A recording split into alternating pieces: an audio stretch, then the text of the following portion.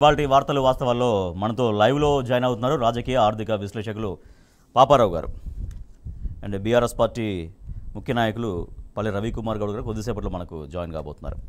Yes, good morning అండి పాపారావు గారు. Good morning అండి.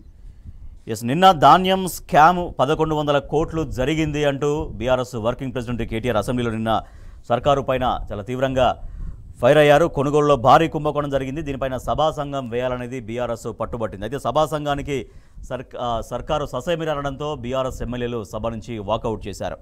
పాపారావు గారు, ధాన్యం స్కామ్ 1100 కోట్లు జరిగింది, ధాన్యం కొనుగోలులో అనేక అక్రమాలు జరిగినాయి.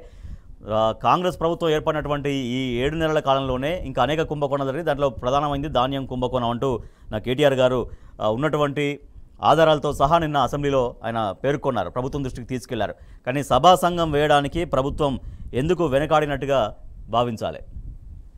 అంటే ఇక్కడ మామూలుగా అయితే కేసీఆర్ గారి టిఆర్ఎస్ హయాంలో పాలనకి సంబంధించి ఉన్నవి లేనివి అన్నిటి మీద కమిషన్లు వేస్తాము, విచారణలు జరుపుతామని చెప్పి జనాల్ని డైవర్ట్ చేసే కార్యక్రమం చేస్తున్నారు.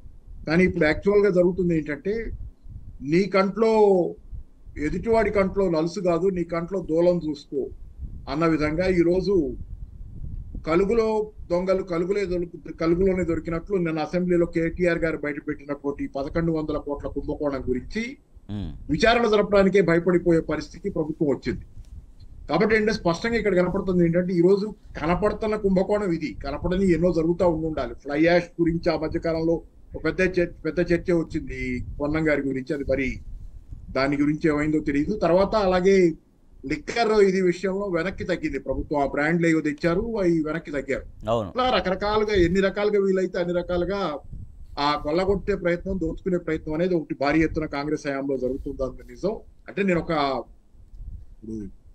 ఈరోజు మామూలుగానే కాంగ్రెస్ నాయకత్వం, తెలంగాణలో కాంగ్రెస్ నాయకత్వం చాలా వరకు అడదవల్లో పోయే అలవాటు ఉన్నటువంటి వాళ్ళే ఎక్కువ మంది ఉన్నారు. అందరిని నేను నిజాయితీ పరులు ఉన్నారు, కానీ వాళ్ళు రాజీ పడిపోయే పరిస్థితి. ఉదాహరణకి జీవన్ రెడ్డి గారు లాంటి వాళ్ళు ఆ మధ్యకాలంలో ఫిరాయింపులకు వ్యతిరేకంగా మాట్లాడారు కానీ ఆయన పిలిచి ఢిల్లీ పిలిచి ఏం బొత్తిగించారో, ఏం చెప్పారో, ఏమని చెప్పారో కానీ ఆయన మాట్లాడలేని పరిస్థితి వచ్చింది. ఇట్లా నిజాయితీ పరులు ఉన్నారు, కానీ ఆ పార్టీ ఓవరాల్ గా చూసుకునేటట్లయితే అవినీతి పరుల మయంగా ఎంతో కాలం నుంచి ఎదురు చూస్తాయి, ఈ రోజు అవకాశం దొరికినట్లుగా చేస్తున్నటువంటి పరిస్థితులు అవినీతికి ఉన్నాయి. కాబట్టి ఏంటంటే దీని మీద ఖచ్చితంగా పబ్లిక్ ఆల్రెడీ రియలైజ్ అవుతున్నారు సార్, మీకు పబ్లిక్ ఆల్రెడీ భారీగా రియలైజ్ అవుతున్నారు. ఇది పూర్తిగా నిష్క్రియాపరమైనటువంటి అబద్ధాలు ఆడేటువంటి అవినీతి ప్రభుత్వం అనేది ప్రజలకు ఆల్రెడీ అవగాహనలోకి వచ్చింది. ఆ జాలనట్టు పూర్తిగా లా అండ్ ఆర్డర్ కూడా కొలాప్స్ అయిన పరిస్థితి తెలంగాణలో. దానిలో భాగం ఈ రోజు ధాన్యం స్కామ్ అనేది ఓపెన్ గా దొరికిపోయినటువంటి కలుగులో దొరికినట్లుగా దాని విషయంలో విచారణ వేయడానికి కూడా వ్యతిరేకిస్తున్నటువంటి పరిస్థితి. కనీసం ఆ రికార్డులు స్పీకర్ ముందు పెట్టండి దానికి సంబంధించి అని చెప్తే కూడా వాళ్ళు దానికి కూడా సంసిద్ధంగా లేదు. అంటే ఖచ్చితంగా వాళ్ళే ఒప్పుకుంటున్నారు మేము చేసామనేది. ఇది అనుకోవాలి మనం, ఎందుకంటే ఏమి చేయకపోతే విచారణ జరపడానికి భయం ఎందుకు? కనపడ ప్రతి విషయం మీద కేసీఆర్ గారి మీద విచారణ కమిషన్లు వేసి ఏదో సో అదంటే వారు కొన్ని అంశాలు ప్రస్తావించారు, ఏవైతే ఆధారాలు ఉన్నాయో ఆధారాలకు సహా మాట్లాడారు కేటీఆర్ గారు. బయట 35 రూపాయలు లేకపోతే 42 రూపాయలకు దొరుకుతున్నటువంటి సన్న బియ్యాన్ని మీరు టెండర్ పెట్టి 57 రూపాయలకు కొనాల్సినటువంటి అవసరం ఏమొచ్చింది? ఇది ప్రభుత్వాన్ని కేటీఆర్ గారు అడిగినటువంటి ప్రశ్న. ఖచ్చితంగా అక్కడ 15 రూపాయల మార్జిన్, ఓవరాల్ గా కొన్నదానిలో 1100 కోట్ల స్కామ్, ఇది దొరికిపోయినటువంటి విషయం. ఎందుకంటే మామూలుగా 42 మీరు చెప్పినట్టుగా 42 రూపాయలకు దొరుకుతున్న బియ్యాన్ని 57 రూపాయలకు కొనడం అంటే 15 రూపాయలు అక్కడ ఏంటంటే స్కామ్ అనేది అక్కడ ఆబ్వియస్ గా ఒకటి జనానికి కనపడుతుంది. అందుకని ఏంటంటే దీని మీద ఖచ్చితంగా ఒక విచారణ అవసరం. ప్రజల పక్షం ఇప్పుడు ఎక్స్పోజ్ అవుతుంది సార్. ఇప్పుడు విచారణ జరపక ముందే మామూలుగా ఏమైతే విచారణ జరిపి ఏదైనా తేలి అప్పుడు ఎవరు నిర్ధారణకు వస్తారు, ఎవరు తప్పు చేశారా లేదా అనేది. ఈ ప్రభుత్వం దగ్గర అదేం కాదు.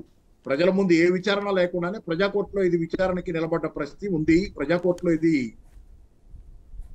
తప్పులు చేస్తున్నటువంటి దాన్ని బహిరంగంగా ప్రజలకు కూడా అర్థమవుతున్నాయి. ఈ రోజు ఎవరినైనా కదిలించండి, మీరు ఎక్కడైనా కదిలించండి, తిట్టకుండా తిడుతున్నారు రేవంత్ రెడ్డి గారి ప్రభుత్వాన్ని. ప్రజలు, సామాన్య ప్రజానీకం దురదృష్టం మనకి ప్రభుత్వం ఉండటం, తప్పు చేశాము, పొరపాటు అయిపోయింది అనే ఫీలింగ్ లో ఉన్నటువంటి ఒక రకమైనటువంటి భయానకమైన పరిస్థితి. వాళ్ళు తప్పు చేయటమే, ప్రజలు పొరపాటు చేయటమేమో, వీళ్ళు గెలవటమేమో, కానీ తెలంగాణ సమాజం అతలాకుతలం అవుతున్నటువంటి పరిస్థితి ఈ రోజు ఏర్పడింది. అవినీతి ఇవన్నీ కాదు, అన్ని రకాల లా అండ్ ఆర్డర్ పరంగా కానీ ఒక అల్లకల్లోల వాతావరణం ఏర్పడుతున్నటువంటి పరిస్థితి అయితే గ్రామీణ ప్రాంతాల నుంచి హైదరాబాద్ నగరం దాకా ఉంది ఇక్కడ.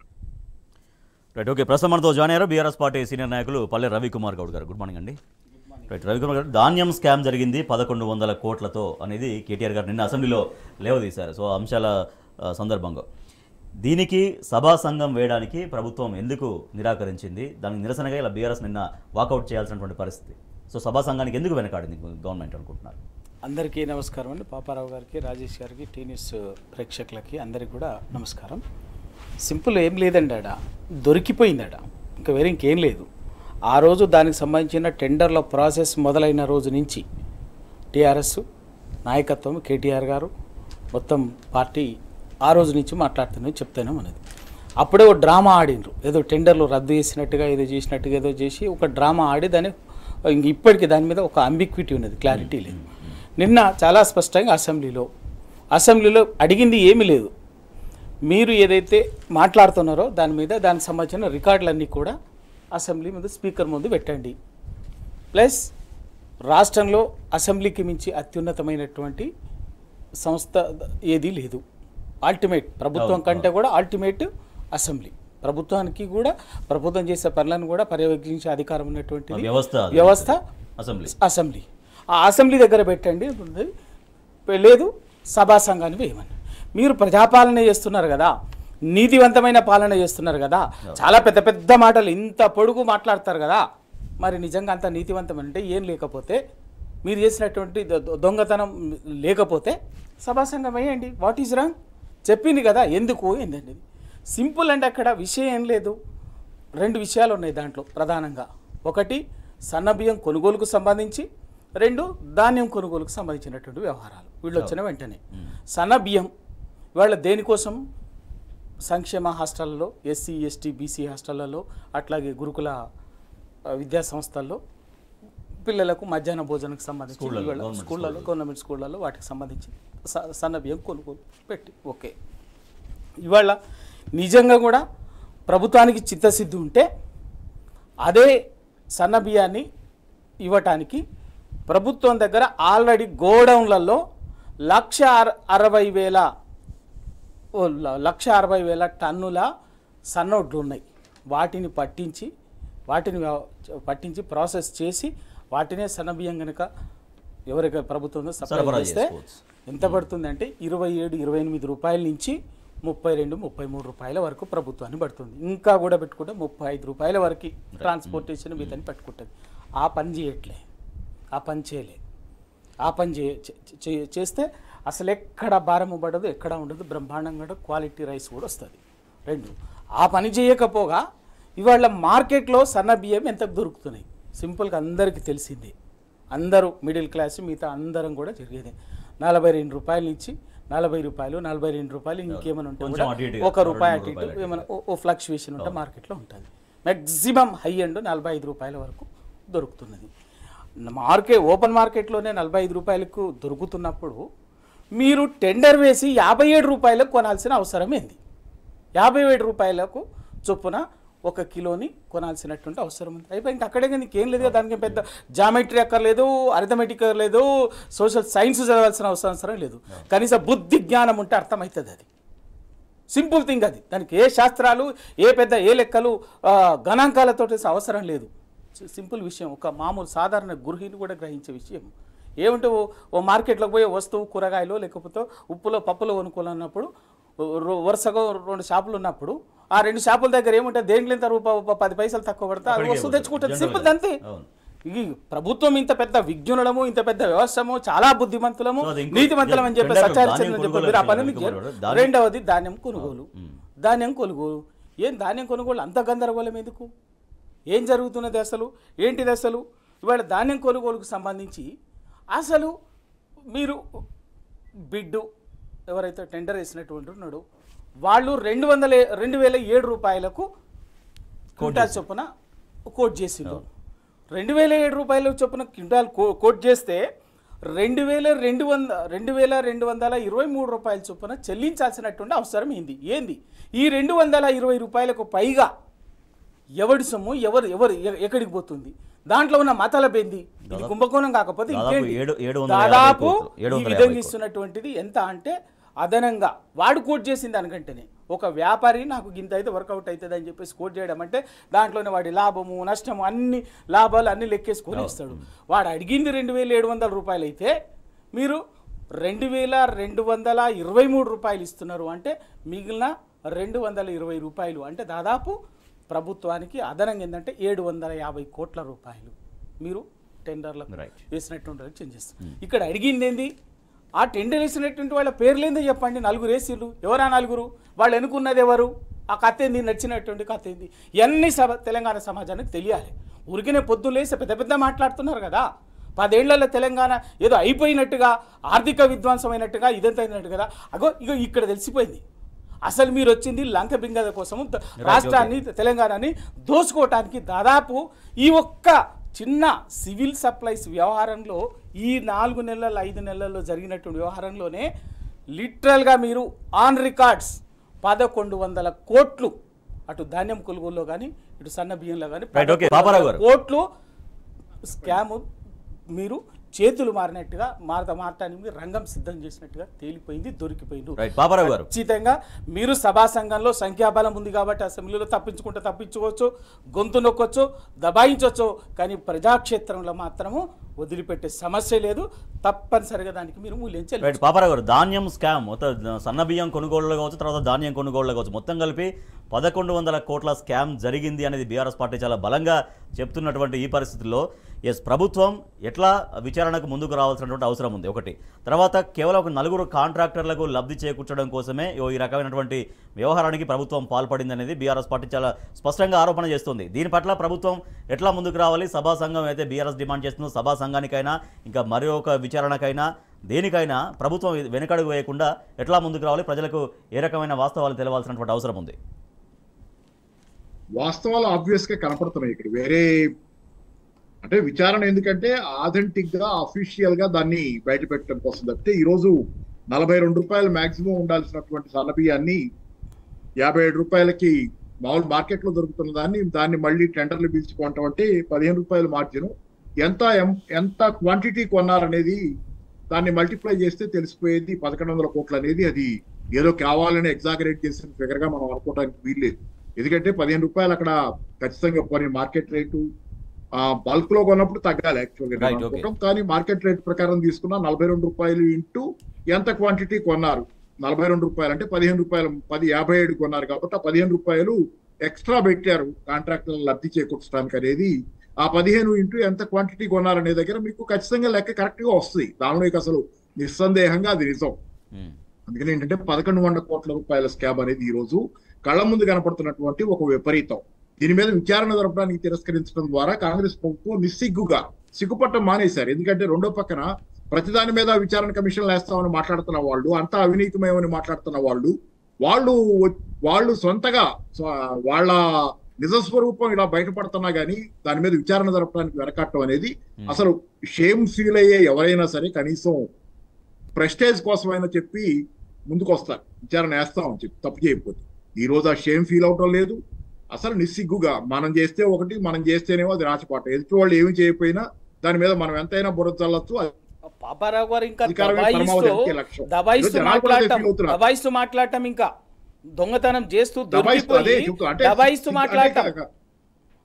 మాట్లాడము, ఇంకా సిగ్గు లేకుండా నిన్న మంత్రి గారు ఉత్తమ్ కుమార్ రెడ్డి గారు సివిల్ సప్లై శాఖ చూస్తున్నటువంటి మంత్రి గారు అన్న మాట ఏంటంటే గోడౌన్లో ఉన్నటువంటి సన్న ఓట్ల బియ్యం స్టాక్ 50% మిస్ అయిందట.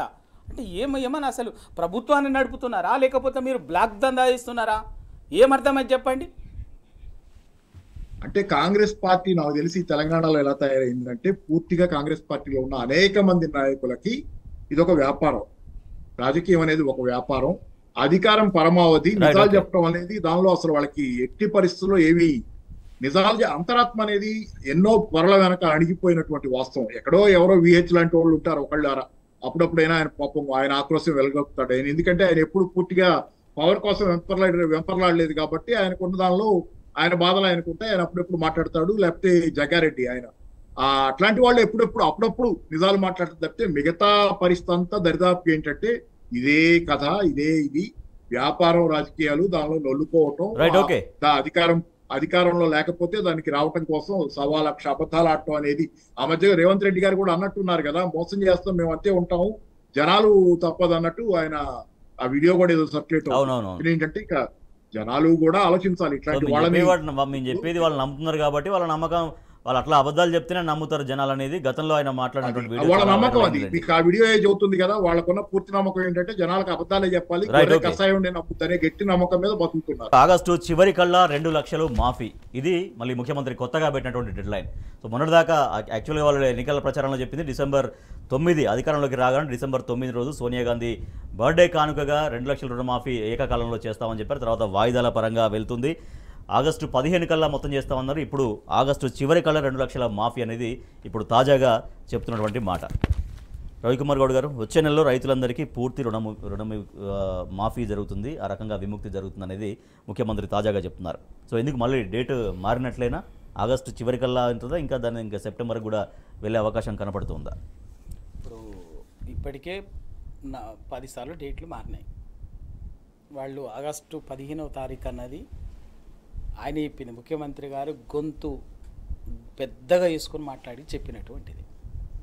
ఇప్పటికే అర్థమైపోయింది. నిన్ననే చేసింది ఎంత అంటే ఇప్పటికి 2 దఫాలు, నిన్నటితోటి 1,00,000, 1,50,000. మొదటి దఫాలో ఒక 6,098 కోట్లు, రెండవ దఫాలో 1,50,000 అన్నటువంటి వాళ్ళలో చేసింది ఏంటంటే 6,198 కోట్లు, దాదాపు రెండు కలిపి 12,300 కోట్లు లోపే, 12,300 కోట్ల లోపు చేసిండ్రు ఇప్పటికి 1,50,000 వరకు. కానీ ఇక్కడే మోసం ఉంది కదా. ఆ రోజు మీరు ప్రజలకు ఎన్నికల ముందు మేనిఫెస్టోలో చెప్పిన రోజు చెప్పిన దానికి వాళ్ళ ప్రాక్టీస్లో చూపిస్తున్నటువంటి దానికి ఇక్కడెక్కడ నీకున్నటువంటిది ఏంటంటే దాదాపు రైతులంతా కూడా చాలా రకరకాల కారణాలతోటి ఇప్పటికీ చాలామంది ఎగిరిపోయారు. బయటికి చెప్పేది పాస్బుక్ ఉన్న ప్రతి రైతుకి ఇస్తున్నామని చెప్తున్నారు, మాఫీ చేస్తున్నాము, రుణమాఫీ వర్తింపజేస్తున్నామని చెప్తున్నారు. కానీ అనధికారికంగా రకరకాలుగా వాళ్ళు ముందైతే ఏదైతే పీలర్గా ఇచ్చినటువంటివి వాటన్నిటి అమలు చేస్తున్నారు. ఈ 12,000 కోట్లు, 12,300 కోట్లు కూడా ఏంటి పాటికల్లా రైతుకి కేసీఆర్ గారి ప్రభుత్వంలో రైతు బంధు రూపంలో రైతులకు ఇవ్వాల్సినటువంటి ఆర్థిక సహాయము ఎగిరిపోయింది, సీజన్ ఎగిరిపోయింది. మీరు రైతు భరోసా చెప్పిండ్రు, ఇవాళ రైతు భరోసా చెప్పిండ్రు. ఆ రైతు భరోసా 15,000 ఎకరానికి ఇస్తామని చెప్పారు. ఆ 15,000 రైతుకి ఎకరానికి ఇవ్వడం సంగతి పక్కకు పెట్టండి, కానీ ఈ సీజన్కి అయితే ఎగరగొట్టేసారు కదా రైతు బంధు. 10,000 ఎకరానికి 10,000 అది కూడా ఇవ్వకుండా ఎగరగొట్టేసి ఆ డబ్బుల్ని రుణమాఫీకి డైవర్ట్ చేశారు. ఎంత పెద్ద మోసం ఇది కాంగ్రెస్ పార్టీ, అతి పెద్ద మోసం ఇది. ఇంకా ప్రజల అభిప్రాయం మేము తెలుసుకుంటాం, ప్రజాభిప్రాయం అందుకే అదే డ్రామా, అదే మోసం. ఆ రోజు మీరు చెప్పలేదే ఎన్నికల మేనిఫెస్టోలో చెప్పిన రోజు రైతు భరోసాకు సంబంధించి మేము ప్రజల అభిప్రాయాన్ని సేకరించి అసెంబ్లీలో చర్చించి సబ్బన్న వర్గాల ఆలోచనలు తీసుకొని మేధావులు రకరకాల బుద్ధిజీవులు తీసుకొని ఇవన్నీ చెప్పేసి చేస్తామని చెప్పేసి చెప్పలేదు. ఏం చెప్పారు మీరు? చెప్పిన మాట ఏంది? అధికారంలోకి వచ్చిన మొట్టమొదటి రోజే డిసెంబర్ 9వ తారీఖున రైతు భరోసాకు సంబంధించి నిర్ణయం తీసుకుంటామని చెప్పిండ్రు. ఎంతకాలం మోసం చేస్తారు? ఎన్ని రూపాయల మోసం చేస్తారు? రైతులు ఉసురు పోసుకుంటారా? సిగ్గుండాల మాట్లాడటానికి.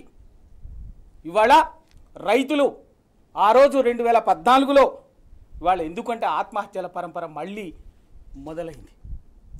మీరు 50-60 సంవత్సరాలు పెట్టినటువంటి గోసతోటి రైతాంగం ఉసురు తీసిండ్రు. వేల మంది రైతులు తెలంగాణలో ఆత్మహత్యలు చేసుకున్నారు. అదే 2010 తెలంగాణ వచ్చే నాటికి 2014లో తెలంగాణలో ఆత్మహత్యలు 1340 ఆత్మహత్యలు చేసుకుంటే దాన్ని ప్రతి సంవత్సరం కేసీఆర్ గారు అధికారంలోకి వచ్చిన వెంటనే రైతాంగాన్ని కడుపులో పెట్టి చూసుకోవాలి. ఈ రైతు దేశానికి అన్నం పెట్టే రైతు దుఃఖంలో ఉండదు, ఆత్మహత్యలు కావద్దు, కాపాడుకోవాలని చేపట్టినటువంటి వ్యవసాయ రంగానికి అత్యంత ప్రాధాన్యత అంశంగా ఒకవైపు కరెంటు, ఒకవైపు సాగునీరు, మరోవైపు రైతాంగానికి ఇన్పుట్ సబ్సిడీ రూపంలో ఇన్పుట్గా పెట్టుబడిగా సహాయంగా తీసుకొచ్చినటువంటి కార్యక్రమాల రూపంలో క్రమక్రమంగా తగ్గుతూ లాస్ట్కి ఎక్కడికి వచ్చిందంటే కేసీఆర్ గారి ఆల్మోస్ట్ ఆత్మహత్యలు లేని తెలంగాణ కాడికి వచ్చింది 2023కు. మళ్ళీ మీరు అధికారం చేపట్టినటువంటి 2023 డిసెంబర్ తర్వాత ఇప్పటికే దాదాపు ఒక 250-300 ఆత్మహత్యలు జరిగినాయి ఈ 7 నెలల్లో. అంటే ఎటు తీసుకుపోతున్నారు? నిన్నటికి నిన్న ఆత్మహత్య జరిగింది, నిన్నటికి నిన్న జరిగింది ఆత్మహత్య.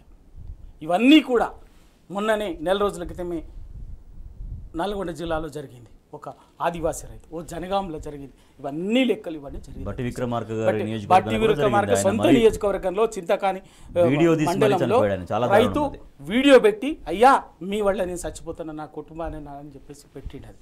ఇది మీరు చేసే నిర్వాహకం. నిన్న కూడా టేకులపల్లి, భద్రాద్రి కొత్తగూడెంలో టేకులపల్లి మండలం కోయగూడెం అనే గ్రామంలో రైతు 32 years రైతుకి అప్పుల బాధతో ఆయన ఆత్మహత్య. ఇవే సమస్యలు. ఎందుకు అంటే దీన్ని గ్రహించినటువంటిది కేసీఆర్ గారు. పెట్టుబడిగా రైతు ఎప్పుడు కూడా ఏంటంటే చాలా సున్నితంగా ఆలోచిస్తాడు, ఆత్మాభిమానం కలిగినటువంటి వాడు. పెట్టుబడి టైంలో ఎవరి దగ్గరికైనా పోయి చేయి జాచి విత్తనాలు కొనుక్కోవటానికో లేకపోతే మందులు కొనటానికో డబ్బులు అడగటానికి అప్పులు అడగటానికి ఇబ్బంది పడతారు. అదే ఆత్మాభిమానం అడ్డు వస్తుంది. ఒక్కోసారి అప్పు పుట్టదు. దాన్ని కానీ పెట్టుబడి పెట్టలేక ఆ భూమిని నమ్ముకున్నటువంటి రైతు వ్యవసాయం ఆపలేక బతుకుదెరువు లేక అనేక సమస్యలతోటి సతమతమవుతూ బలహీన క్షణంలో ఆ పని చేస్తారు. అది గ్రహించినటువంటి కేసీఆర్ గారే అందుకే ఈ దేశంలో ఎవరు చేయనటువంటి సాహసంగా, ఎవరు చేయనటువంటి ఇప్పటికెవరు చేయనటువంటి సాహసంగా రైతు పెట్టుబడిగా ప్రభుత్వం బాధ్యత తీసుకోవాలన్నటువంటి ఉద్దేశంతో రైతు బంధును తీసుకొచ్చి బ్రహ్మాండంగా ఇప్పటికీ 75,000 కోట్లండి ఈ 8 ఏళ్లలో రైతాంగానికి డైరెక్టుగా రైతు బంధు రూపంలో పెట్టుబడికి ఇచ్చినటువంటి దాంట్లో ఒకటి ఏదైనా లోపం ఉంటే ఉండొచ్చు కాక ఈ వ్యవస్థలో ఉంటుంది. ఈ వ్యవస్థనే లోపభూష్టమైనటువంటి వ్యవస్థ. 70 ఏళ్ళుగా మీరు అటువంటి వ్యవస్థని తయారు చేసినటువంటి బాధ్యులు మీరు. ఇవాళ తీసుకొస్తే ఇవాళ మళ్ళీ మీరు చేసిన పని ఏంటంటే మళ్ళీ రైతాంగాన్ని మళ్ళీ ఆత్మహత్యల వైపు మళ్ళిస్తున్నారు. సరిగా ఆ ఉసురు మీకు ముట్టుతుంది మీరు ఎన్ని మాటలు మాట్లాడినా కూడా. పాపారావు గారు, రుణమాఫీ విషయంలో రాష్ట్ర రైతాంగం చాలా ఆందోళన పడుతుంది. అసలు నిజంగా మాకు రుణమాఫీ జరుగుతుందా జరగదా అని. యాక్చువల్గా ప్రభుత్వం చెప్పింది ఏకకాలంలో మొత్తంగా 2 lakhs అనేది చేస్తామనేది. బట్ 3 విడతలు అన్నారు. ఆల్రెడీ ఫస్ట్ విడత ₹1,00,000 రుణమాఫీ అనేది చాలా కొన్ని వేల మంది రైతులకు జరగలేదు. రెండో విడత నిన్న జరిగిన దాంట్లో కూడా ఇంకా ఎంతమందికి పడిందో ఎంతమందికి పడలేదో ఇంకా ఇవాళ రేపు అది కూడా బయటకు వచ్చే అవకాశం ఉంటుంది. సో మూడో విడత వాళ్ళు యాక్చువల్గా 31,000 కోట్లు అన్నారు. మరి ఇప్పటిదాకా 12,000 కోట్లు అయినాయి. మరి ఆ మిగిలినది ఏదైతే ఉన్నదో ఆ రుణమాఫీ కూడా ఏకకాలంలో జరుగుతుందా జరగదా? ఆగస్టు 15 నుంచి ఆగస్టు చివరి కల్లా అయితే ప్రస్తుతానికి అయితే డేట్ మారింది. మరి అంటే వాయిదాల మీద వాయిదాలు వేస్తున్నారు. దీంతో పాటుగా ముందస్తు అంచనాలు మొట్టమొదట రుణమాఫీ గురించి మాట్లాడినప్పుడు 41,000 కోట్ల అంచనా చెప్పారు. అవును. తర్వాత దాన్ని కట్ చేసి 31,000 కోట్లకు తెచ్చారు. ఇంకా తర్వాత ఇప్పుడు ఓవరాల్ గా జరుగుతుంది 25,000 కోట్లేననేది మొత్తం వినపడుతున్నమాట. సరే, ఇది ఒక దగ. లక్షలాది మంది రైతాంగానికి మామూలుగా అయితే మొదట్లో చెప్పిన వాళ్ళ ప్రభుత్వ అంచనాల ప్రకారమే 70 లక్షల మంది లబ్ధిదారులు ఉన్నారు రైతాంగంలో. రుణమాఫీకి లబ్ధిదారులుగా ఉండాల్సిన వాళ్ళు 2 లక్షల రూపాయల్లో. కానీ ఇప్పుడు వీళ్ళ లెక్కలన్నీ పూర్తిగా దానికి భిన్నంగా ఉన్నాయి. ఆ లక్షలాది మంది రైతులు, ఈరోజు వేలాది మంది కాదు లక్షలాది మంది రైతులకి రైతు రుణమాఫీ అనేది జరగటం లేదనేది ఒకటి స్పష్టంగా కనపడుతున్నటువంటి వాస్తవం. రెండో పక్క మీకు ఈ దౌర్భాగ్యపు పరిస్థితి ఏదైతే డిసెంబర్ 9వ తారీఖున రుణమాఫీ చేసేయబోతున్నాం, ఇంకెందుకు కావాలంటే కొత్తగా అప్పులు కూడా తెచ్చుకోండి అని చెప్పినట్లు ఆ రోజు చెప్పారు. ఆ రోజు తీరా డిసెంబర్ 9 చేయకుండా వాయిదాల మీద వాయిదాలు వేసుకుంటా వచ్చి గట్టిగా హరీష్ రావు గారు ప్రశ్నిస్తే ఇక తప్పక మరీ పరువు బొద్దనో ప్రెస్టేజ్ ఫీల్ అయ్యో ఒప్పుకొని చేయటానికి దిగిన తర్వాత తీరా చూస్తే ఈ రోజు ఈ సుమారుగా 8 నెలల కాలం గడిచింది. ఇప్పుడు ఆగస్టు చివరి నాటికి గనక పూర్తి చేసే వస్తే కాలం మొత్తం 8.5 నెలల దాకా అవుద్ది అనుకుంటా ఓవరాల్ గా. మరి ఈ కాలం మొత్తానికి కొత్తగా వడ్డీ వచ్చింది. డిసెంబర్ 9 తర్వాత ఈ రోజు దాకా, రేపు ఆగస్టు చివరి దాకా చూస్తే కొత్తగా వడ్డీ భారం పడింది రైతు మీద. ₹1,000 అనేక మంది మీద భారాలు పడ్డాయి. మరి ఆ వడ్డీ అలాగే ఉంది. పైగా మీరు దానికి అదనంగా అంటే అప్పు పూర్తిగా తీరటల్లా రైతు రుణమాఫీ ద్వారా రైతుని మీరు ఫ్రీ చేయటల్లా, రైతు రుణాల నుంచి విముక్తి చేయటల్లా. వడ్డీలు చెల్లిస్తేనే రుణమాఫీ చేస్తామనేది బ్యాంక్ అధికారులు మెలికబెట్టడంతో చాలా మంది మీరు అన్నట్టు మళ్ళీ ఆ వడ్డీని కట్టడం కోసం మళ్ళీ బయట అప్పులు చేయాల్సినటువంటి పరిస్థితి వస్తుంది రైతాంగానికి. అదే కాదు, రైతు ఇందాక మన పల్లె రవికుమార్ గారు చెప్పినట్టు రైతు భరోసా ఇవ్వకపోవటం, రైతు బంధు కూడా సరిగ్గా ఇవ్వకపోవటం, అది చాలా మందికి అందకపోవటం, దీనివల్ల చాలా మంది మళ్ళీ పంట విత్తనాలకు కానీ దీనికి కానీ ఎరువులకు కానీ ఇన్పుట్స్ కానీ అప్పులు తెచ్చుకున్నారు మళ్ళీ కొత్తగా. ఆ అప్పు అదనంగా ఉంది. మీరు రైతు భరోసా కనుక ఇచ్చి ఉంటే కనుక ఇంత కొత్తగా అప్పు అయ్యే పరిస్థితి ఉండేది కాదు. కాబట్టి అది ఇవ్వకుండా చేయటం వల్ల అదొక కొత్త అప్పు ప్లస్ ఈ వడ్డీ భారం కలిపి ఈ రోజు రైతే మాత్రం విముక్తి కాటల్లా దగాపడ్డాడు. మాత్రం రైతు అంతే దగాపడ్డాడు తప్పితే ఆయన విముక్తి కాటల్లా. రెండోది ఏంటంటే ఇక్కడ మీకు కనపడేది, మీకు మామూలుగా రైతు భరోసా అనేది నిరంతరంగా అవసరమైనటువంటి ప్రక్రియ. ఆ బీఆర్ఎస్ హయాంలో 75,000 కోట్లు ఆ మొత్తం రైతు భరోసా అమలు, రైతు బంధు అమల్లోకి వచ్చిన కాలంలో 75,000 కోట్ల రూపాయలు రైతులకు నిరంతరంగా పంపవుతా వచ్చినాయి ప్రతి సీజన్ లో టైంకి వెళ్ళి. రెండో పక్కన మీకు రుణమాఫీ దఫాలుగా చేసిన రుణమాఫీ అనేది జరిగింది. కాంగ్రెస్ బీఆర్ఎస్ హయాంలో రుణమాఫీ కూడా జరిగింది. కాకపోతే దఫాలుగా జరిగింది, అది వేరే విషయం. కానీ ఈ రోజు మీరు ఒకేసారి చేస్తున్నాం అనే పేరుతో రైతు బంధు, రైతు భరోసా లేకపోతే ఏదో ఇవ్వకుండా ఈ రోజు రైతుని పూర్తిగా, ఎందుకంటే అప్పుడు బీఆర్ఎస్ గవర్నమెంట్ టైంలో అది మన నోట్ల రద్దు అంశం ఒకటి ఉండే, తర్వాత కరోనా కూడా చాలా దెబ్బ కొట్టింది మొత్తం. ఆ రోజు ట్యాక్స్ ఆదాయం భారీగా గొప్పగా చేసి చేసేది 30,000 కోట్లు. ఆ రోజు కేసీఆర్ గారు చేసింది కూడా 28,000 కోట్లు. 28,000 కోట్లు ఆ రోజు 28,000 కోట్లు పెద్ద అమౌంట్. ఇవాళ మీరు 31,000 కోట్లు అన్నారు. ఇప్పటికి చేసింది ఏంటంటే 12,000 కోట్లు. ఎంత అవుతుందో ఇంకా లాస్ట్ గంది వెళ్తుంది. చెప్పండి పాపారావు గారు. సో సరే, ఏం జరిగినా కూడా చివరి రైతు దాకా ఎవరైతే అర్హులు ఉంటారో ఆ రుణమాఫీకి సంబంధించి వాళ్ళ దాకా అసలు అయ్యే పరిస్థితి కనిపించట్లేదు కదా. ఫస్ట్ ₹1,00,000 రుణమాఫీ విషయంలో కూడా ఇంకా చాలామంది రైతులు బ్యాంకుల చుట్టూ, అధికారుల చుట్టూ, వ్యవసాయ శాఖ చుట్టూ ఇంకా తిరుగుతూనే ఉన్నారు. మరి వాళ్ళకి ఇంకా పరిష్కారం దొరకలేదు. అదొక ప్రాబ్లము. అంటే ఇక్కడ డబ్బులు ఏం చేస్తున్నారు, ప్రభుత్వానికి పన్నుల ఆదాయం వస్తుంది. కేవలం బీఆర్ఎస్ ప్రభుత్వం హయాంలో అప్పులైని అనే వంక పెట్టి, సాకు పెట్టి, కథలు చెప్పి దానికి వడ్డీలు కడుతున్నాం, అసలు కడుతున్నాం అనే కథ వెనక అన్ని దాస్తున్నారు. ఈ డబ్బులన్నీ ఏమవుతున్నాయి, వచ్చిన డబ్బులన్నీ మీరు రైతు భరోసా ఇవ్వటల్లా, రైతు బందే సరిగ్గా ఇవ్వటల్లా, పెన్షన్లు సరిగ్గా ఇవ్వటల్లా, పథకాలు ఏమి సరిగ్గా అమలు కావటల్లా. అలాగే ఈ రోజు చూసుకుంటే రైతు రుణమాఫీ పేరు మీద చేస్తున్నటువంటి డ్రామా ఒక దానిలో పూర్తిగా అది సరిగ్గా అమలు అవ్వడం పరిస్థితి. ఇన్నిటి మధ్య పైగా ఇంకా ఇక్కడ నా ముందున్నటువంటి దానిలో హైదరాబాద్ నగరంలో ఉన్నటువంటి బ్రిడ్జీలు కానీ నిర్మాణం ఆవిడ వచ్చిన తర్వాత 8 నెలలుగా ఆగిపోయింది. ఫ్లైఓవర్లు, బ్రిడ్జీల నిర్మాణం. మరి వాళ్ళకి ఎందుకంటే బిల్లులు గట్ల కాంట్రాక్టర్లకి. సో ఎక్కడా ఏ పని జరగకుండానే డబ్బులన్నీ ఏమవుతున్నాయి. ఇదేమన్నా పెద్ద స్కామా? ఇది ఒక చర్చనీయాంశమే. ఖచ్చితంగా డబ్బులు వస్తున్నాయి ప్రభుత్వానికి, ఖజానాలో ఉన్న డబ్బులు ఏమవుతున్నాయి అనేది కూడా ఒక చర్చనీయాంశంగా ఖచ్చితంగా ఎక్కడో కనపడాలి కదా. ఖర్చు ఎక్కడ పెడుతున్నారో మీరు కనపడాలి. ఖర్చులు ఎక్కడా పెడుతుంది కనపడాలా, అన్నింటిలో దాచుకుంటున్నారు, దోచుకునేది కూడా జరుగుతుంది అనేది కనపడుతుంది. కాబట్టి ఈ క్రమంలో ఈ డబ్బులన్నీ ఏం చేస్తున్నారు, ఇది పెద్ద ప్రశ్న. ఎందుకంటే తెలంగాణ ధనిక రాష్ట్రం అనేది అందరికీ తెలిసిందే. తెలంగాణలో స్థూల జాతీయ ఉత్పత్తి తెలంగాణ వచ్చిన తర్వాత 2014-23 కాలానికి అయితే తెలంగాణలో భారీ ఎత్తున అభివృద్ధి జరిగింది. స్థూల జాతీయ ఉత్పత్తి పెరిగింది. దేశంలో పర్ క్యాపిటల్ ఇన్కమ్ లో నెంబర్ 1కు వచ్చింది. ధనిక రాష్ట్రం మరింత ధనిక రాష్ట్రం అయింది. అట్లాంటి ధనిక రాష్ట్రంలో ఈ రోజు ఈ సమస్యలు ఎందుకు వస్తున్నాయి అనేది ప్రశ్న. రైట్. బీఆర్ఎస్ఎల్పీ ఆఫీస్లో బీఆర్ఎస్ వర్కింగ్ ప్రెసిడెంట్ కేటీఆర్తో భేటీ అయ్యారు గద్వాల ఎమ్మెల్యే బండ్ల కృష్ణమోహన్ రెడ్డి. ఇటీవల ఆయన బీఆర్ఎస్ను వీడి కాంగ్రెస్లో పార్టీలో చేరినటువంటి విషయం తెలిసిందే. తిరిగి మళ్ళీ బీఆర్ఎస్ గూటికి రాబోతున్నట్టుగా బండ్ల కృష్ణమోహన్ రెడ్డి దాదాపు స్పష్టం చేశారు. త్వరలో కేసీఆర్ను కలుస్తా అంటూ కూడా ఆయన పేర్కొన్నారు. సో ఆయన బాటలోనే మరికొంతమంది బీఆర్ఎస్ను వీడిన ఎమ్మెల్యేలు కూడా తిరిగి బీఆర్ఎస్ వైపు చూస్తున్నారు అన్నటువంటి పరిస్థితి మనకు కనిపిస్తోంది. సో తెల్లం వెంకట్రావు కూడా, భద్రాచలం ఎమ్మెల్యే తెల్లం వెంకట్రావు కూడా నిన్న కేటీఆర్ గారిని కలిసినటువంటి వార్త ఇది. ఎస్ రవికుమార్ గౌడ్ గారు, బీఆర్ఎస్ను వీడి కాంగ్రెస్లోకి వెళ్ళిన వాళ్ళు మళ్ళీ బీఆర్ఎస్ వైపు చూస్తున్నారు అన్నటువంటి దానికి నిన్న జరిగిన పరిణామం ఎట్లా మనం విశ్లేషించవచ్చు? ఇప్పుడు కేసీఆర్ గారి లాంటి వ్యక్తి ఒక బిగ్ టవరింగ్ పర్సనాలిటీ దగ్గర చనువుగా ఉన్నటువంటి వాళ్ళు, ఒక రాజకీయ అవకాశం తీసుకొని ఎదిగినటువంటి వాళ్ళు వాళ్ళ కాంగ్రెస్ పార్టీ దగ్గరికి పోయింది. ఎందుకంటే తెలుసు, రకరకాల రాజకీయ ఒత్తిళ్ళు, రకరకాల కారణాలతోటి, బెదిరింపులతోటి పోయింది.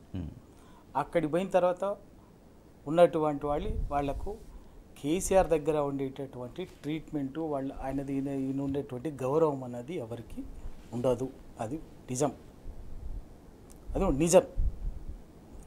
కేసీఆర్ గారిని కొందరు ఉద్దేశపూర్వకంగా వంకర బుద్ధితోటి ఎమ్మెల్యేని కలవదు, మంత్రిని కలవదని చెప్పేసి కొందరు అదే పని కట్టుకొని బదనాం చేసినారే తప్ప, ఇవాళ కేసీఆర్ గారి దగ్గర పనిచేసినటువంటి ఎమ్మెల్యేలు కానీ మంత్రులు కానీ వాళ్ళని కేసీఆర్ గారు ఎంత బాగా వాళ్ళ పట్ల గౌరవం కానీ వాళ్లకు ఏదైనా సమస్య వచ్చినప్పుడు అంశం వచ్చినప్పుడు ఎంత గౌరవంగా చూసుకున్నారో వాళ్ళకి అనుభవంలో ఉన్నది తెలుసు. అందుకే బండ్ల మోహన్ రెడ్డి కృష్ణమోహన్ రెడ్డి కూడా నిన్న చూసినాం, మనం ప్రత్యేకంగా చూసినాం. పోయిండు, ఆడు ఉన్నాడు, ఏదో ఒత్తిళ్ళలో ఏదో పోయిండు. అక్కడికి పోయిన తర్వాత కదా, ఇక్కడి నుంచి ఇక్కడ ఉన్నప్పుడు కాదు కదా తెలిసేది, అక్కడికి పోయిన తర్వాత కదా అక్కడ పరిస్థితి ఏంది తెలుస్తుంది ఎవరికైనా. ఇక్కడ కోల్పోయిన గౌరవం ఏంది కూడా తెలుస్తుంది, అర్థమవుతుంది, అది బోధపడుతుంది. కాబట్టే అది నాకు తెలిసి కృష్ణమోహన్ రెడ్డి గారు అక్కడున్న ఈ నెల రోజుల అనుభవంలోనే అర్థమై ఉంటుంది ట్రీట్మెంట్.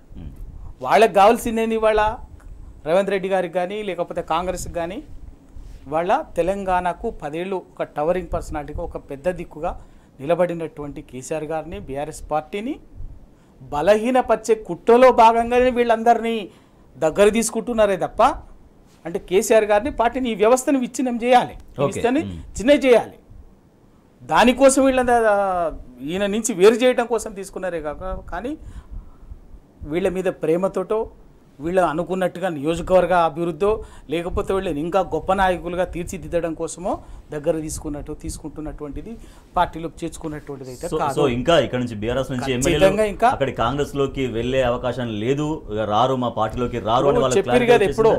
మా దగ్గర 25 మంది వస్తున్నారు, 30 మంది వస్తున్నారు అని చెప్పారు కదా, తేలిపోయింది కదా. ఇలా వాళ్ళ బండ్ల కృష్ణమోహన్ రెడ్డి గారు, రేపు వెంకట్రావు గారు కూడా నిన్న అది కూడా చూస్తున్నాం. ఇంకొకరు వాళ్ళకి ఎక్కడో ప్రైవేట్ టాక్స్లో మాట్లాడితే అర్థమైతే వాళ్ళు ఏంది వాళ్ళ ఈ ఎక్స్పీరియన్స్. గతంలో కేసీఆర్ గారితో, కేటీఆర్ గారితో, హరీష్ రావు గారితో వీళ్ళతో ఉన్నటువంటి అటాచ్మెంట్, వాళ్ళకు ఏదైనా ఇష్యూ వచ్చినప్పుడు వాళ్ళ రెస్పాన్స్ అయ్యే తీరు కానీ ఇవాళ కానీ ఉంటుంది, అది అనుభవంలో తేలుతుంది. వాళ్ళ ఒకటేసారి మనం మాట్లాడటానికి, ఎందుకంటే కేవలం ఒకటే మాట, ఎందుకు అంటే టీఆర్ఎస్ పార్టీని భూస్థాపితం చేయాలన్నటువంటి రాజకీయంగా టీఆర్ఎస్ పార్టీ మనుగడని లేకుండా చేయాలన్నటువంటి కుట్ర ఇవాళ కాదు. 2004 నుంచి కాంగ్రెస్ పార్టీ, ఆ రోజు వైఎస్ రాజశేఖర రెడ్డి గారు అనేక సందర్భాల్లో కుట్రలు కుతంత్రాలతో పార్టీ ఫిరాయింపులు చేస్తూనే ఉన్నారు. సందర్భం ఇవాళ కూడా గదే కొనసాగి తీసుకున్నాడు. అందుకే కానీ వాళ్ళకి అది ఏదో ఒక సందర్భంలో బోధపడుతుంది, అర్థమవుతుంది. తప్పనిసరిగా మదన పడే రోజు మాత్రం వస్తుంది. పాపారావు గారు, బీఆర్ఎస్ నుంచి చాలా మంది ఎమ్మెల్యేలు ఇంకా మా పార్టీలోకి వస్తారు, కాంగ్రెస్ పార్టీలోకి వస్తారు అనేది పదే కాంగ్రెస్ నాయకులు చెప్పిన మాట. కానీ వలసలు ఆగిపోవడమే కాకుండా పోయినటువంటి వలసలు మళ్ళీ తిరిగి బీఆర్ఎస్లోకి వస్తున్నటువంటి పరిణామం మనం చూస్తున్నాం. వెళ్ళినటువంటి ఒక 1 మంత్లోనే మళ్ళీ తిరిగి బీఆర్ఎస్ వైపు బండ్ల కృష్ణమోహన్ రెడ్డి రావడం, త్వరలో కేసీఆర్ గారిని కలవబోతున్నానంటూ ఆయన చెప్పడం, ఇదంతా కూడా ఎటువంటి పరిణామంగా విశ్లేషించుకోవచ్చు? అంటే కాంగ్రెస్ పార్టీ గెలిచిన 8 నెలల్లోనే రంగు వెలిసిపోవటమే కాకుండా రాజకీయాల్లో కెరీర్ కోరుకుంటారు. సహజంగా రాజకీయ నాయకులు ఎవరైనా రెండోసారి మళ్ళీ గెలవాలని, రాజకీయాల్లో స్థిరంగా ఉండగలగాలని, దానికోసం ప్రజాసేవ చేయాలని కోరుకునేది చాలా మంది విషయంలో ఉంటుంది. కానీ కాంగ్రెస్ పార్టీలో పోయిన వాళ్ళకి ఈ కొద్ది కాలంలో అర్థమైంది ఏంటంటే, ఇక్కడ ఉంటే రాజకీయంగా శిథిలం అయిపోతాం, రాజకీయ కెరీరో రాజకీయ భవిష్యత్తు పూర్తిగా శూన్యం అయిపోతుంది అనేది అర్థమవుతుంది. పైగా ముఖ్యంగా గత కొద్ది రోజులుగా ఈ మధ్య జరుగుతున్నటువంటి బడ్జెట్ సమావేశాల్లో పాలక పక్షం డిఫెన్స్ లో ఉంటవే కాదు, ప్రతిపక్షాల వీర విహారం, మాటలు చెప్పాలంటే ప్రతిపక్షంలో ఉన్నటువంటి నాయకుల వీర విహారం, టీఆర్ఎస్ నాయకులు వాళ్ళని ఎక్స్పోజ్ చేస్తున్న తీరు కానీ, ప్రతి విషయంలో వాళ్ళు కార్నర్ అయిపోతున్న తీరు కానీ చూసిన తర్వాత జనాల్లో కాంగ్రెస్ పార్టీ ఏ విధంగా పలసపడిపోతుందో, దాని పట్ల వ్యతిరేకత ఎలా పెరుగుతుందో కళ్ళకి కట్టినట్టు కనపడుతున్నట్టు. వాస్తవంలో మనకి ఏమాత్రమైన భవిష్యత్తు ఉంటే ఇక్కడ ఒక్క క్షణం ఉన్నా కానీ మనకి భవిష్యత్తు మొత్తం శూన్యం అయిపోద్ది అనేది గుర్తిస్తున్నారు పోయిన ఎమ్మెల్యేలు. గుర్తించిన వాళ్ళలో ఇప్పుడు బండ్ల కృష్ణమోహన్ రెడ్డి గారు మొదటి వ్యక్తి. అలాగే ఇంకా చాలా మంది ఉంటారనుకుంటున్నారు, ఎవరైతే కేవలం అవినీతి కోసం పోయిన వాళ్ళు, అక్కడేదో బాగుకుందాం ఇట్లాంటివి ఏమన్నా లేకపోతే వాటాలు వస్తాయనే వ్యవహారాలు తప్పితే దరిదాపుగా ఎవరు అక్కడ ఉండటానికి రాజకీయ భవిష్యత్తు కోరుకునే వాళ్ళు ఇష్టం ఉండదు. ఎందుకంటే తెలంగాణలో ఇప్పుడు జరుగుతున్న ప్రధానమైన మార్పు ఏంటంటే, ఒక ఎన్నికల్లో ఓడిపోతే ఇంకో ఎన్నికల్లో గెలుస్తామన్న లెక్క లేదు ఇక్కడ. ఈ రోజు వస్తున్న వాతావరణం ఏంటంటే ప్రజలు అన్ని లెక్కలు వేసుకుంటున్నారు. ఇంకా వీళ్ళు ఎవరు కావాలి ఎవరు వద్దనే లెక్క శాశ్వతంగా ప్రజలు కూడా ఒకసారి, ప్రజలకు జీవితమే పాఠాలు నేర్పుతుంది కదా, వాళ్ళు పాఠం నేర్చుకుంటున్నారు. ప్రజలు కూడా రాజకీయ నాయకులు ఈ రోజు పాఠం నేర్చుకునే ముందు జనాలు కూడా నేర్చుకున్నారు. ఏంటంటే అబ్బో వీళ్ళతో భరించలేము, వీళ్ళని అసలు ఎట్టి పరిస్థితుల్లో ఈసారి ఇది చివరి దఫా, వీళ్ళకి చివరి దఫా కెరీర్. ఎవరెవరైతే ఈ రోజు అక్కడ అట్టగాగుతా ఫిరాయించి వెళ్ళిన వాళ్ళు ఉన్నారో, అలాగే కాంగ్రెస్ పార్టీలో ఎవరైతే దాని వికృత పోకడలను ఈ రోజు వెనకేసుకొస్తా దానికి అగ్రగాములుగా ఉన్నారో వాళ్ళందరికీ రాజకీయంగా ఇది చివరి దఫా ఎన్నిక. ఈ దఫా ఈసారి మాత్రం వీళ్ళ తెలంగాణ ప్రజలు మళ్ళీ రానివ్వరు, శాశ్వతంగా సమాధి కట్టబడుతుంది. ఎందుకంటే మీకు తెలంగాణ వచ్చిన తర్వాత కూడా జరిగింది కొన్ని పరిణామాలు. 2014లో తెలంగాణ వచ్చిన తర్వాత తెలంగాణలో కొత్తగా రాజకీయ ముఖాలు చాలా పరిచయం అయినాయి మనకు. అనేక కొత్త వాళ్ళు పోరాటంలో ఉన్నవాళ్ళు, ఉద్యమకారులు తెలంగాణలో రాజకీయ నాయకులు అయ్యారు. వాళ్ళంతా కొత్త వాళ్ళు చాలా మంది. అట్లాగే ఈ దఫా రెండవ దఫా ఉద్యమం ఇది. ఒక రకంగా చెప్పాలంటే మళ్ళీ ఉద్యమం జరుగుతుంది తెలంగాణలో. ఈ ఉద్యమంలో ప్రజలు గుర్తిస్తున్న వాళ్ళు, మళ్ళీ గుర్తించబడుతున్న వాళ్ళు, ప్రజల చేత ఎవరైతే అనేది ప్రజలు గుర్తిస్తున్నారో వాళ్ళందరినీ ఇక ముందు కాలంలో శాశ్వతంగా తిరస్కరిస్తారు. వెనక్కి వెళ్ళాలి, ఇక్కడ ఉంటే పోతాం అనేది లెక్కలోకి వచ్చారు. రైట్ పాపారావు గారు, మరొక అంశం చూస్తున్నాము. చాలా హృదయ విదారకమైనటువంటి సన్నివేశము. దేవభూమి గుండె కోతకు గురైంది. వయనాడు మొత్తం విలయ తాండవం నిన్న జరిగింది. కేరళలో కొండ చర్యలు బీభత్సం సృష్టించడం వల్ల 133 మందికి పైగా దుర్మరణం పాలయ్యారు. నిజంగా సరే, ప్రకృతి విపత్తుల్ని మానవ ప్రయత్నంగా ఎవరు ఆపలేకపోయినా ఇప్పుడు జరగాల్సినటువంటి పని కేంద్ర రాష్ట్ర ప్రభుత్వాలు ఎట్లా కలిసి చేయాలి, కేంద్రం ఏ రకంగా చేయాలి, ఇంకా మరింత నష్టం జరగకుండా ఇప్పుడు తీసుకోవాల్సినటువంటి చర్యలేంటి? గతంలో కూడా వరదలు వచ్చినప్పుడు పెద్ద ఎత్తున గతంలో కేరళ అతలాకుతలమైనటువంటి పరిస్థితి. ఎన్ని సంవత్సరాల క్రితం, ఒక 7-8 సంవత్సరాలు అనుకుంటున్నా, గుర్తులేదు కరెక్ట్గా. కేరళ అతలాకుతలం అయిపోయినటువంటి పరిస్థితి. ఆ రోజు వరదల్లో పూర్తిగా దెబ్బతిన్నటువంటి పరిస్థితి. నాడు కూడా కేంద్ర ప్రభుత్వం, బీజేపీ ప్రభుత్వమే పెద్దగా సాయం చేయలేదు కేరళకి. అయినా తట్టుకొని నిలబడింది. కానీ మళ్ళీ ఈ సందర్భంలో గతమంతా తీవ్ర స్థాయిలో కాకపోయినా వరదల్లాగా మొత్తం రాష్ట్రం అంతా ఇదయ్యేది. ఈ వయనాడులో జరిగినటువంటి ప్రమాదం, దానిలో మానవ మరణాలు 123 నాకు లెక్క తెలిసింది. ఇంకా చాలా మంది శిథిలాల కింద చిక్కున్నారని, అంతు చిక్కని వాళ్ళు ఇంకా ఎక్కడున్నారో తెలియని వాళ్ళు చాలా మంది ఉన్నారని.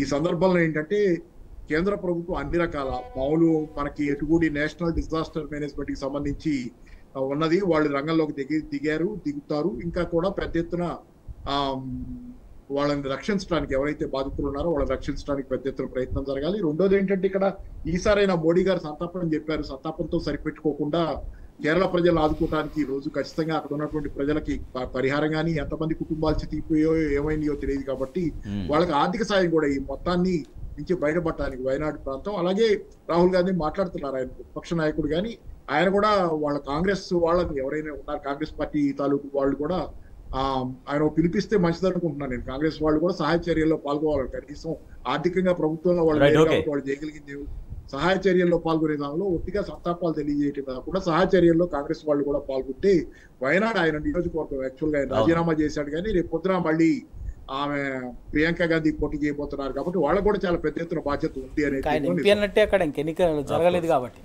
రవికుమార్ గారు ఇప్పుడు నేను సరే, కేరళలో వరదలు అవి అనేది కొంత ఏంటంటే ప్రకృతి వైపరీత్యానికి సంబంధించింది కాబట్టి రాజకీయాలకు లేకపోతే ఇంకోటి కాకుండా అటు కేంద్ర ప్రభుత్వం, రాష్ట్ర ప్రభుత్వం తప్పనిసరిగా రాష్ట్ర ప్రభుత్వానికి సహకరించి యుద్ధ ప్రాతిపదికన అవసరమైతే నేను, ఎందుకంటే వయనాడులో జరిగినటువంటి సంఘటన అనేది కొంత ఇప్పటికీ ఇంకా ఫైనల్ కాలేదు. 125-130 మంది చనిపోయినట్టుగా ఉంది. ఇంకా దాదాపు 1200 మంది కార్మికులు, ఆ టీ ఎస్టేట్స్లో పనిచేస్తున్నటువంటి 1200 కార్మికులు మిస్సింగ్లో ఉన్నారు. 125 మంది చనిపోయినట్టుగా గుర్తించారు.